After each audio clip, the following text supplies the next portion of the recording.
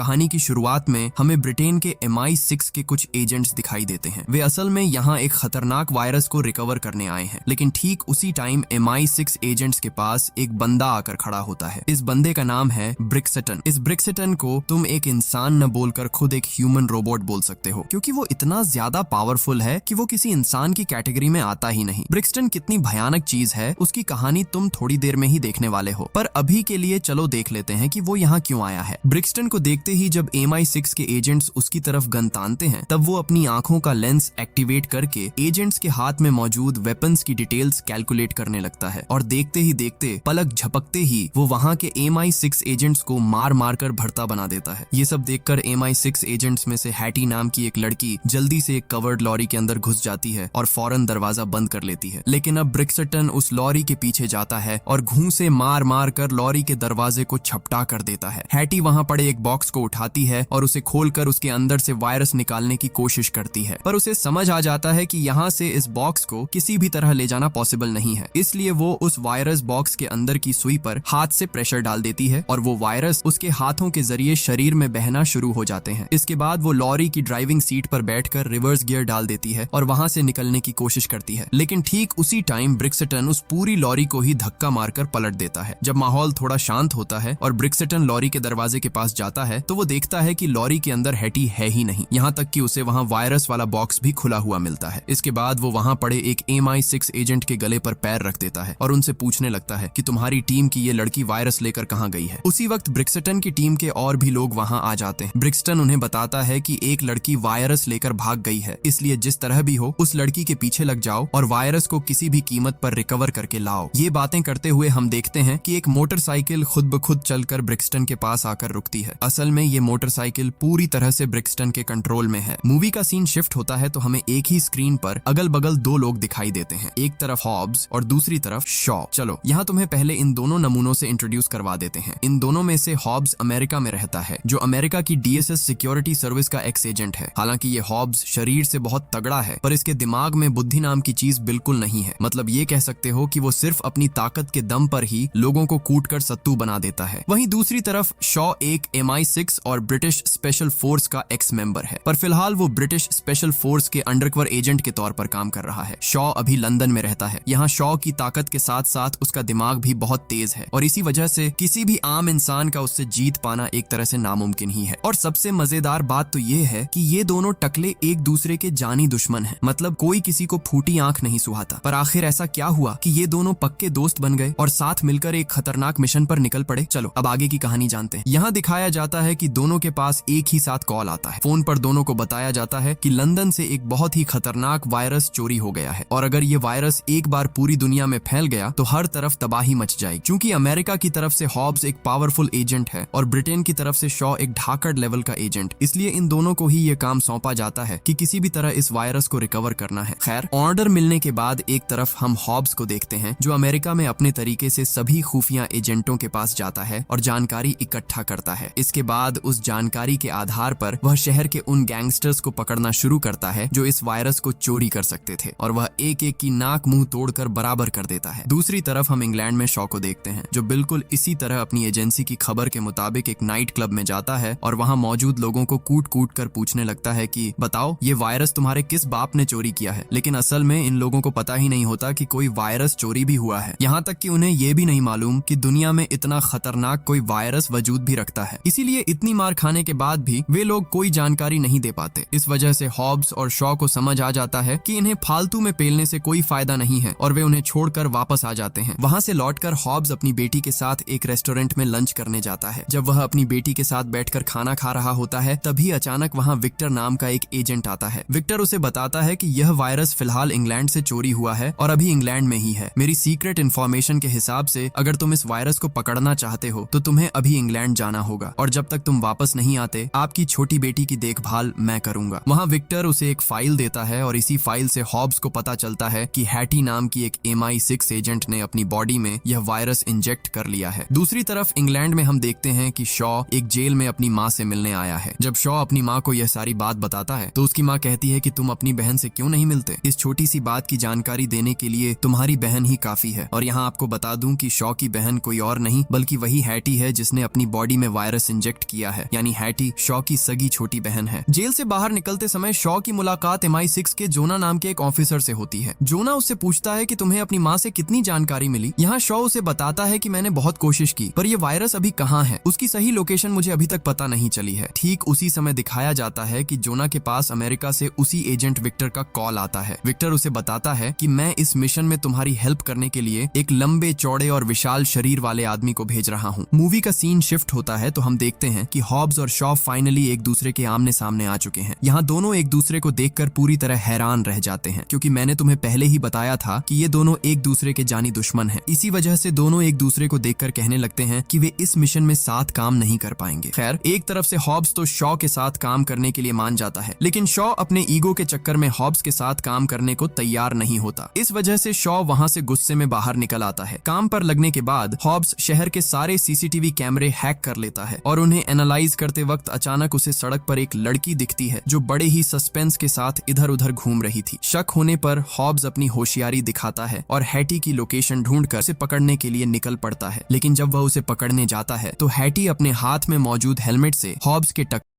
सिर पर दे मारती है, यहाँ तक कि वह उसके नाजुक अंगों पर लात मारकर वहां से भागने की कोशिश करती है। हालांकि हॉब्स खुद को संभाल लेता है और हैटी के साथ फाइट शुरू कर देता है। हॉब्स के सामने हैटी एक मामूली चींटी के बराबर थी। हॉब्स अपनी विशाल बॉडी से हैटी को बड़ी आसानी से काबू कर लेता है और एक हाथ से उसकी गर्दन पकड़कर उसे जमीन से ऊपर उठा देता है। जब यह सब चल रहा होता है, दूसरी तरफ हम देखते हैं कि ब्रिक्सटन नाम का वह आदमी अपनी पूरी बॉडी में खतरनाक मैकेनिज्म सेट कर रहा है, क्योंकि अब वह इस वायरस को कवर करने के मिशन पर निकलने वाला है। हॉब्स हैटी को पकड़कर ले आता है और उसके हाथ पैर बांधकर पूछने लगता है कि बताओ, तुमने अपनी बॉडी में यह वायरस कैसे इंजेक्ट किया। ठीक उसी समय हॉब्स को उसकी छोटी बेटी का कॉल आता है। जब वह अपनी बेटी से बात करने में बिजी होता है तो दूसरी तरफ हैटी अपने हाथ छुड़ाकर वहां मौजूद एजेंट्स को कूटकर जमीन पर पटकने लगती है। तभी हॉब्स देखता है कि हैटी ने खुद को आजाद कर लिया है और उसके एजेंट्स का कचरा बना दिया है। इसलिए अब हॉब्स हैटी की तरफ जाता है और उसे पकड़कर उसके हाथ पैर टेबल से दबा देता है। ठीक उसी समय उस रूम में शॉ की एंट्री होती है। शॉ आकर हॉब्स पर गन तान देता है और उससे कहता है कि उसकी बहन को छोड़ दो। हॉब्स कहता है कि यह तो और भी अच्छा हुआ, अब भाई बहन दोनों को एक साथ पे लूंगा। उसी वक्त उनकी बिल्डिंग की खिड़की के कांच तोड़कर खतरनाक फोर्स एजेंसी के लोग अंदर आने लगते हैं और उनके बीच हमें ब्रिक्सटन नाम का वह भयानक आदमी दिखाई देता है। वह आते ही बिना कुछ सोचे समझे हॉब्स एंड शॉ पर जोरदार हमला कर देता है। हमले के दौरान ब्रिक्सटन के बाकी लोग बिल्डिंग के बाहर से रस्सियां फेंक देते हैं। ब्रिक्सटन शॉ की बहन हैटी को पकड़ता है और खुद बिल्डिंग से नीचे छलांग लगा देता है। ये देखकर हॉब्स भी बिल्डिंग के ऊपर से कूद जाता है और एक बंदे को पकड़ लेता है। वहीं दूसरी तरफ शॉ उस बिल्डिंग की लिफ्ट में बैठता है और बड़े आराम से नीचे जाने लगता है। जैसा कि मैंने पहले ही कहा था, हॉब्स शरीर से तो बड़ा है पर उसके दिमाग में बुद्धि जरा भी नहीं है। खैर, नीचे उतरने के बाद एक तरफ शॉ वहां खड़े सभी गार्ड्स को मार मार कर कचरा बना देता है और दूसरी तरफ हॉब्स उस बिल्डिंग के ऊपर से सीधे नीचे खड़ी एक गाड़ी पर आ गिरता है। शॉ गार्ड्स को ढेर करके उनके हाथ से राइफल छीन लेता है और उस राइफल से वहां अंधाधुंध फायरिंग शुरू कर देता है। सबको खत्म करने के बाद उसके सामने आकर खड़ा होता है ब्रिक्सटन। यहाँ हॉब्स उससे कहता है कि तुझे आज सिखाऊंगा कि बड़े भाई से पंगा लेने पर कैसी मार पड़ती है। ये बोलकर वह जैसे ही ब्रिक्सटन को घूंसा मारने जाता है, ब्रिक्सटन अपनी आंखों का लेंस एक्टिवेट करके हॉब्स की पूरी बॉडी कैलकुलेट कर लेता है और वह उल्टा हॉब्स को ही बुरी तरह धोना शुरू कर देता है। इसी बीच हैटी खुद को छुड़ा लेती है और वहां से गार्ड्स को मारकर भागने लगती है, लेकिन जब उन्हें समझ आता है कि ब्रिक्सटन की ताकत के सामने वे नहीं टिक पाएंगे, तब शॉ दिमाग लगाता है और गाड़ी के नीचे एक बम फेंक देता है। वहां एक जोरदार धमाका होता है और वह गाड़ी सीधे ब्रिक्सटन के ऊपर जा गिरती है। इसी मौके का फायदा उठाकर वे तीनों वहां से भाग निकलते हैं। जब हॉब्स हैटी का पीछा कर रहा होता है, तभी उसका भाई शॉ गाड़ी लेकर उसके पास आता है और हॉब्स पर गन तानकर अपनी बहन को गाड़ी में बिठा लेता है। जब हॉब्स को लगता है कि वह अकेले शॉ से नहीं जीत पाएगा, तो वह कहता है, देखो भाई, अगर हम दोनों एक होकर ब्रिक्सटन से लड़ें तो वह हमसे नहीं जीत पाएगा। शॉ हॉब्स को भी अपनी गाड़ी में बिठा लेता है और वहां से रफू चक्कर हो जाते हैं। लेकिन इधर ब्रिक्सटन गाड़ी के नीचे से बाहर निकल आता है और अपने आदमियों से कहता है कि मुझे वह लड़की किसी भी कीमत पर चाहिए। जब शॉ देखता है कि 3 मोटरसाइकिलें उनका पीछा कर रही हैं, तो वह गाड़ी की स्पीड बढ़ा देता है। वहां उनके बीच जबरदस्त रेसिंग शुरू हो जाती है। रास्तों से बचते बचाते अचानक शॉ एक बड़ी लॉरी के बीच से अपनी गाड़ी निकाल ले जाता है और यहाँ ब्रिक्सटन भी अपनी मोटरसाइकिल उन 2 गाड़ियों के नीचे से बड़े आराम से निकाल लेता है। ब्रिक्सटन का यह कारनामा देखकर शॉ गाड़ी और तेज भगाता है। तभी ब्रिक्सटन अचानक दूसरी तरफ से शॉ की गाड़ी के सामने आ जाता है, पर ब्रिक्सटन अपनी बाइक कंट्रोल नहीं कर पाता और एक बस के अंदर जा घुसता है। इसी मौके का फायदा उठाकर शॉ अपनी गाड़ी लेकर वहां से भागने में कामयाब हो जाता है। यहाँ हम देखते हैं कि ब्रिक्सटन ने अपनी मोटरसाइकिल से पूरी बस में छेद कर दिया है। जब ब्रिक्सटन बस के नीचे से उठकर खड़ा होता है और देखता है कि शॉ अपनी बहन को लेकर भाग चुका है तो वह गुस्से से अगबबूला हो जाता है। जब वे हैटी को लेकर वहां से लौट रहे होते हैं तो रास्ते में एक बड़े बिलबोर्ड पर उन तीनों को अपनी फोटो दिखती है। पूरे शहर की न्यूज में हॉब्स और शॉ का चेहरा दिखाकर कहा जा रहा होता है कि ये टॉप वांटेड क्रिमिनल हैं, जिन्होंने दुनिया तबाह करने के लिए खतरनाक वायरस चोरी किया है। इस वजह से इंग्लैंड की बड़ी बड़ी एजेंसियां उनके पीछे पड़ जाती हैं। असल में यह चाल ब्रिक्सटन की थी, क्योंकि वह जान गया था कि वह अकेले हॉब्स और शॉ का मुकाबला नहीं कर पाएगा। उसी समय हॉब्स अपने मोबाइल में एक आदमी की फोटो दिखाकर कहता है कि इसी ने सबसे पहले यह वायरस बनाया था। अगर हम इस आदमी को ढूंढ लें तो हैटी की बॉडी से वायरस निकालने का कोई न कोई रास्ता जरूर मिल जाएगा। कुछ दिन की तलाश के बाद शॉ उस साइंटिस्ट को ढूंढ निकालता है और उसे अपने ठिकाने पर ले आता है। अब वे उस साइंटिस्ट प्रोफेसर एंड्रे से कहते हैं कि हैटी के शरीर से वायरस निकालने का कोई तरीका बताओ। प्रोफेसर एंड्रे उन्हें बताता है कि वायरस निकालने के सिर्फ दो ही तरीके हैं। पहला यह कि हैटी को मारकर 1000 डिग्री सेल्सियस टेम्परेचर वाली आग में जलाना होगा। यह सुनते ही शॉ प्रोफेसर पर बुरी तरह भड़क जाता है, क्योंकि वह अपनी सगी बहन को अपने हाथों से कैसे जला सकता है। माहौल को शांत करने के लिए हॉब्स प्रोफेसर से कहता है कि तुम अपना दूसरा तरीका बताओ। प्रोफेसर एंड्रे बताना शुरू करता है कि यह तरीका किसी भी हाल में मुमकिन नहीं है। दुनिया में सिर्फ एक ही डिवाइस है जिसके जरिए हैटी की बॉडी से यह वायरस बाहर निकाला जा सकता है, और ये डिवाइस 18 लैब में है, जो फिलहाल रूस में मौजूद है। और अगर तुम उस लैब में घुसने की सोच भी रहे हो तो यह ख्याल अभी अपने दिमाग से निकाल दो, क्योंकि अगर तुम उस लैब के 10 किलोमीटर के दायरे में भी गए तो तुम तीनों को बहुत बुरी मौत मरना होगा। इसके साथ ही प्रोफेसर एंड्रे उन्हें आगे बताता है कि यह वायरस उसकी बॉडी में पिछले 30 घंटों से है, और अगर अगले 10 घंटों के अंदर इस वायरस को उसके शरीर से बाहर नहीं निकाला गया तो हैटी इस वायरस के अटैक से अपने आप मर जाएगी, और हैटी के मरते ही यह वायरस पूरी दुनिया में हवा के जरिए फैल जाएगा, जिसकी वजह से इस धरती के इंसान तो मरेंगे ही, साथ ही कोई जीव भी जिंदा नहीं बचेगा। मतलब अब उनके पास हैटी की जान बचाने के लिए सिर्फ 10 घंटे का समय बचा है, और अगर वे उस वायरस को हैटी की बॉडी से निकालना चाहते हैं तो उन्हें अब रूस की उसी 18 लैब में जाना होगा। वे तीनों मिलकर प्लान बनाने लगते हैं कि रूस कैसे पहुंचा जाए। आखिरकार शॉ उन तीनों के लिए कुछ नकली पासपोर्ट बनवा कर लाता है, और उन पासपोर्ट्स के जरिए वे फाइनली एयरपोर्ट पर इमिग्रेशन पार करने की कोशिश करते हैं। यहाँ देखा जाता है कि शॉ और उसकी बहन हैटी बड़े आराम से इमिग्रेशन पार करके निकल जाते हैं, लेकिन मुसीबत तब आती है जब बेचारा हॉब्स एयरपोर्ट के इमिग्रेशन ऑफिसर के पास जाता है। उसका पासपोर्ट देखकर इमिग्रेशन ऑफिसर कहता है, भाई तुझे ये पासपोर्ट कहाँ पड़ा हुआ मिला? असल में यहाँ हुआ ये था कि शॉ नहीं चाहता था कि हॉब्स उनके साथ इस मिशन पर जाए, इसी वजह से उसने हॉब्स को एक सस्ता सा नकली पासपोर्ट थमा दिया था। लेकिन कुछ ही देर बाद सबको हैरान करते हुए हॉब्स प्लेन के अंदर आ धमकता है। प्लेन में घुसकर हॉब्स कहता है, देखो भाई, अगर तुम मेरे बिना इस मिशन को पूरा करने जाओगे तो ये तुम्हारी बेवकूफी होगी, क्योंकि मैं तुम्हें कोई नुकसान नहीं पहुंचाना चाहता, बल्कि तुम दोनों की हेल्प करना चाहता हूँ। इधर जब वे प्लेन से रूस की तरफ उड़ रहे होते हैं, दूसरी तरफ हम ब्रिक्सटन को देखते हैं, जो प्रोफेसर एंड्रे के पास पहुंच चुका है। वह उसे पकड़कर पूछने लगता है कि हैटी इस वायरस को लेकर कहाँ गई है। यहाँ प्रोफेसर अपनी जान बचाने के लिए ब्रिक्सटन को बता देता है कि हैटी इस वक्त रूस की 18 लैब में गई है, ताकि अपनी बॉडी से वह वायरस निकाल सके। जब वे रूस पहुंच जाते हैं तब शॉ उन्हें लेकर एक लेडी गैंगस्टर के घर आता है। इस लेडी गैंगस्टर का नाम है मैगारीटा, और यहाँ हॉब्स और हैटी को पता चलता है कि यह मैगारीटा कोई और नहीं बल्कि शॉ की गर्लफ्रेंड है। यहाँ दिखाया जाता है कि मैगारीटा इस पूरी घटना को समझने के बाद उनके सामने एक मैप निकाल कर रखती है, और यही 18 लैब का वह असली मैप है। वे सभी मिलकर प्लान बनाने लगते हैं कि आखिर इस लैब के अंदर कैसे घुसा जाए। साथ ही मैगारीटा उन्हें एक से बढ़कर एक खतरनाक वेपन्स दिखाती है, जो उन्होंने अपनी पूरी लाइफ में पहले कभी नहीं देखे थे। सारी तैयारी पूरी करने के बाद अब वे सब मिलकर उस लैब की तरफ रवाना हो जाते हैं। यहाँ देखा जाता है कि मैगारीटा जानबूझकर हैटी को पकड़कर ले जाने का नाटक करती है और उसे लैब में मौजूद ब्रिक्सटन के सिक्योरिटी गार्ड्स के हवाले कर देती है। वे गार्ड्स हैटी को पकड़कर अंदर ले जाते हैं। दूसरी तरफ हम देखते हैं कि हॉब्स और शॉ लैब के दूसरी तरफ से अंदर घुसने की कोशिश कर रहे हैं। वे एक टनल के जरिए लैब में दाखिल होते हैं और जगह जगह टाइम बम सेट करते जाते हैं। इसके बाद वे दोनों दो अलग रास्तों पर निकल जाते हैं और गेट के सामने खड़े सभी गार्ड्स को धूल चटाना शुरू कर देते हैं। यहाँ एक विशाल शरीर वाला आदमी हॉब्स के सामने हथौड़ा लेकर आता है, लेकिन इससे पहले कि वह आदमी कुछ कर पाता, हॉब्स उसे ऐसा जोरदार घूंसा मारता है कि वह वहीं बेहोश होकर गिर जाता है। दूसरी तरफ शॉ अपने चाकू से एक एक करके सबको ठिकाने लगा रहा है, यहाँ तक कि वह गार्ड्स के हाथ से इलेक्ट्रिक स्टिक्स छीनकर उल्टा उन्हें ही शॉक देता है और सबको डाउन कर देता है। फिर वह एक गार्ड को पकड़ कर लाता है और उसके आयरिस के जरिए दरवाजे का लॉक खोल लेता है। अंदर देखा जाता है कि हैटी को पकड़कर एक बेड से बांध दिया गया है और उसकी बॉडी से वायरस निकालने की तैयारी चल रही है। ठीक उसी समय हैटी मौका पाकर वहां खड़े 2 गार्ड्स को बेहोश कर देती है और खुद को छुड़ाकर वह मशीन लेकर वहां से भागने लगती है। यहाँ हमें वही प्रोफेसर एंड्रे भी दिखता है। हैटी उससे कहती है कि अगर तुमने मुझे रोकने की कोशिश की तो मैं तुम्हें भी मार डालूंगी। इधर हॉब्स और शॉ जैसे ही दरवाजे का लॉक खोलकर अंदर कदम रखते हैं, उनके सामने ब्रिक्सटन खड़ा मिलता है और ब्रिक्सटन के साथ वहाँ सैकड़ों की तादाद में सिक्योरिटी गार्ड्स मौजूद हैं। अब क्या किया जाए? हॉब्स और शॉ के कुछ करने से पहले ही ब्रिक्सटन के गार्ड्स उन दोनों को पकड़ लेते हैं और कुर्सी से जंजीरों में जकड़ देते हैं। ब्रिक्सटन आकर उन दोनों को इलेक्ट्रिक चेयर पर बिजली के झटके देता है और कहता है कि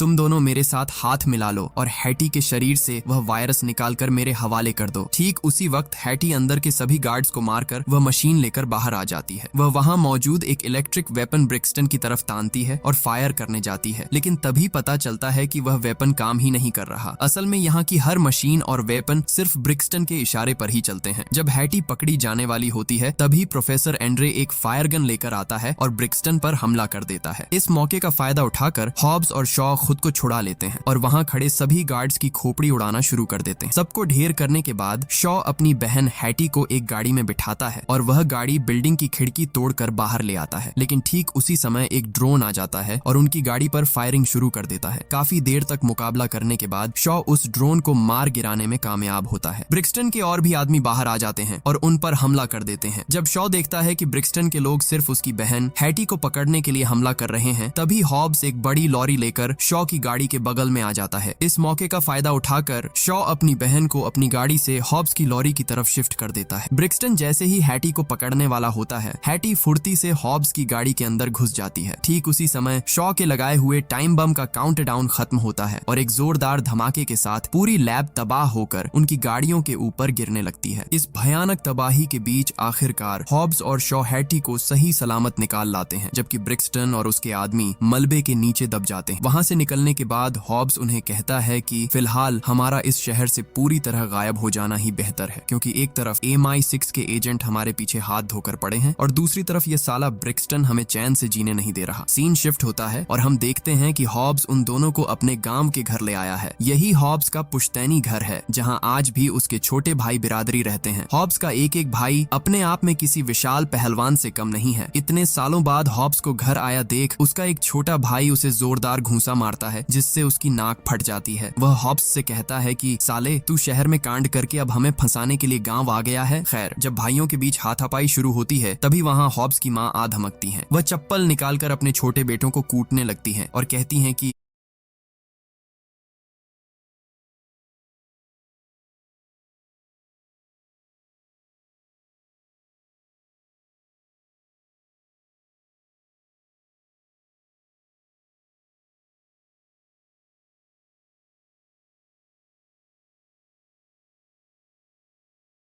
इतने सालों बाद मेरा बेटा घर आया है और तुम लोग उससे लड़ाई कर रहे हो। असल में हॉब्स का हर एक भाई मंझा हुआ रेसलर है और उसके भाइयों की लिस्ट में हमें रोमन रेंस भी दिखाई देता है। माहौल थोड़ा शांत होते ही हॉब्स उन्हें पूरी कहानी सुनाता है। सब सुनने के बाद हॉब्स की माँ अपने बेटों से कहती है कि तुम सब पहलवान हो और तुम्हारा फर्ज है कि इस वक्त अपने भाई की मदद करो। दूसरी तरफ हम ब्रिक्सटन को देखते हैं, जो अपनी रीढ़ की हड्डी में फिर से खतरनाक मेटेलिक पदार्थ इंजेक्ट कर रहा है। वह मन ही मन कसम खाता है कि अब कोई डील नहीं दी जाएगी। वह हॉब्स और शॉ को खत्म करके हैटी की बॉडी से वायरस छीनने के लिए अपने आदमियों को हेलीकॉप्टर रेडी करने का ऑर्डर देता है। इधर गांव में हॉब्स अपने भाइयों के साथ फाइनल जंग की तैयारी शुरू कर देता है। वे घर के चारों तरफ गाड़ियां खड़ी करके बैरिकेड्स लगा देते हैं। घर के पीछे एक बड़ी वर्कशॉप में हथियार बनाने का काम जोरों शोरों से चलने लगता है। एक कमरे में वे हैटी को लाते हैं और उस डिवाइस के जरिए उसकी बॉडी से वायरस निकालने की प्रोसेस शुरू करते हैं। जैसे ही मशीन की सुइयां हैटी की बॉडी में जाती है, मशीन चालू हो जाती है और उसके खून से वायरस खींचकर बाहर निकालने लगती है। दिक्कत बस ये है कि इस पूरी प्रोसेस में कम से कम 30 मिनट का समय लगेगा, यानी हैटी को उस मशीन के साथ आधा घंटा इंतजार करना होगा। लेकिन इसी बीच बाहर ब्रिक्सटन और उसके आदमी पहुंच जाते हैं। हैटी को अंदर छोड़कर हॉब्स अपने भाइयों के साथ बाहर आता है और ब्रिक्सटन से कहता है, अगर अपनी जान प्यारी है तो अपने आदमियों को लेकर यहाँ से दफा हो जा। जब हॉब्स यह बात कह रहा होता है तो उसके आसपास दर्जनों पहलवान भाई खड़े होते हैं जो ब्रिक्सटन के गुर्गों की धज्जियां उड़ाने के लिए तैयार हैं। ब्रिक्सटन ब्रिक्सटन जैसे ही अपनी ताकत दिखाने की कोशिश करता है, चारों तरफ से विशाल रेसलर्स उसके आदमियों को उठाकर पटकना शुरू कर देते हैं। यहाँ ऐसी जबरदस्त रेसलिंग और मार पिटाई दिखाई गई है जिसे देखकर आपको लगेगा कि काश आप भी इस लड़ाई का हिस्सा होते। लड़ाई के दौरान वे पहले से तैयार की गई गाड़ियों में आग लगा देते हैं ताकि घर के अंदर घुसने का रास्ता ब्लॉक हो जाए। जब यह भयानक जंग चल रही होती है, कुछ लोग घर के पिछले हिस्से से अंदर घुस जाते हैं और हैटी को पकड़ लेते हैं। जैसे ही शॉ की नजर उन पर पड़ती है, वह एक हथौड़ा उठाता है और उससे एक एक के दांत और जबड़े तोड़ना शुरू कर देता है। ये सब देखकर ब्रिक्सटन अपने ऑफिस कॉल करता है और एक अपाचे हेलीकॉप्टर भेजने का ऑर्डर देता है। इधर जब ऐसा कोहराम मचा हुआ था, ठीक उसी समय वहाँ 2 अपाचे हेलीकॉप्टर आ जाते हैं और ऊपर से उन पर अंधाधुंध फायरिंग शुरू कर देते हैं। इतना सब होने के बाद भी हम देखते हैं कि हॉब्स और रोमन रेंस अपने उसी रेसलिंग स्टाइल में दहाड़ना शुरू करते हैं और ब्रिक्सटन से कहते हैं कि तेरे पास जितने भी लोग हैं सबको भेज दें। इसके बाद हॉब्स अपने भाई बिरादरी को लेकर दोबारा ब्रिक्सटन के लोगों पर टूट पड़ता है और वहाँ ऐसी धुलाई शुरू होती है कि ये समझना मुश्किल हो जाता है कि कौन किसे मार रहा है। जब यह भयानक मार पिटाई चल रही होती है, इसी मौके का फायदा उठाकर ब्रिक्सटन वहाँ से जाकर हैटी को पकड़ लेता है और उसे उठाकर हेलीकॉप्टर की तरफ बढ़ने लगता है। यह नजारा शॉ देख लेता है और वह जोर से चिल्लाकर हॉब्स से कहता है कि ब्रिक्सटन हैटी को पकड़कर ले जा रहा है। ये सुनते ही हॉब्स लड़ाई बंद कर देता है और रोमन रेंस से कहता है कि तू दूसरी तरफ से जाकर इन सालों को खत्म कर, मैं इस ब्रिक्सटन को सबक सिखाकर आता हूँ। इसके बाद हॉब्स और शॉ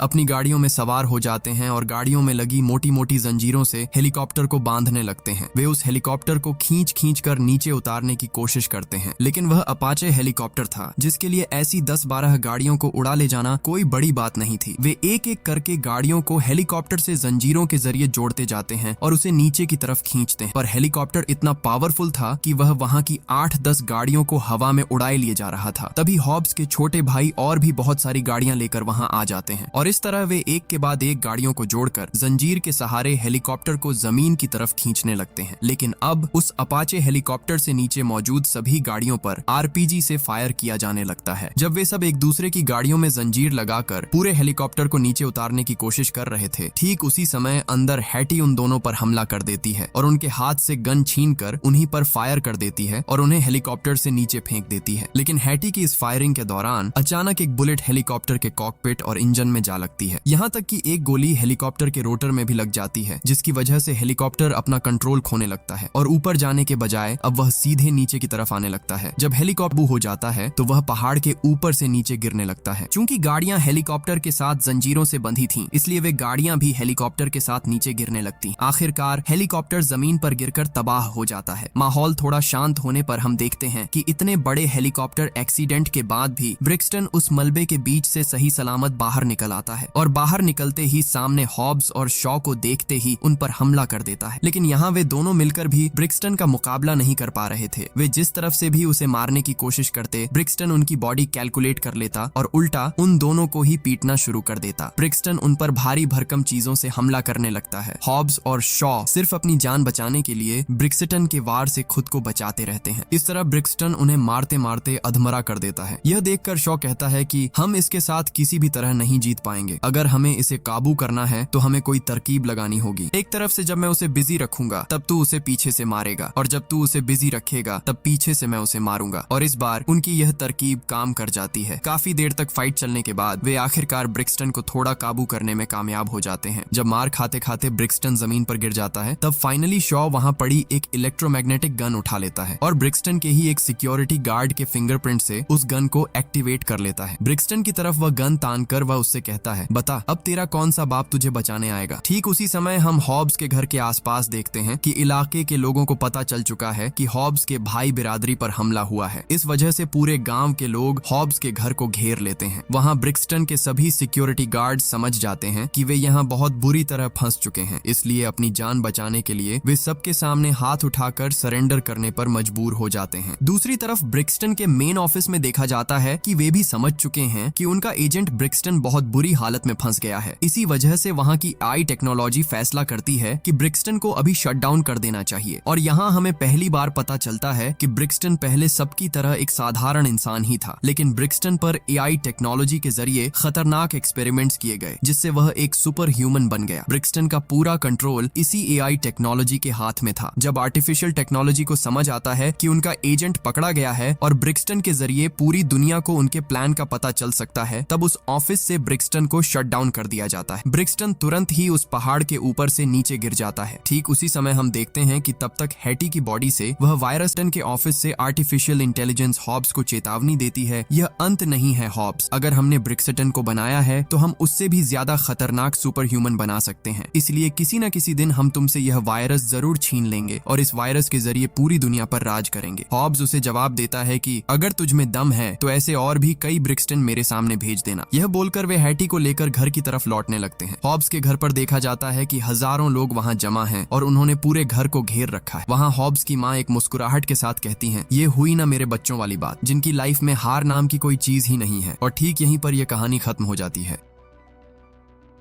वीडियो अच्छी लगी हो तो चैनल को लाइक, सब्सक्राइब, शेयर जरूर कर दिया करें। तब तक के लिए अल्लाह हाफिज।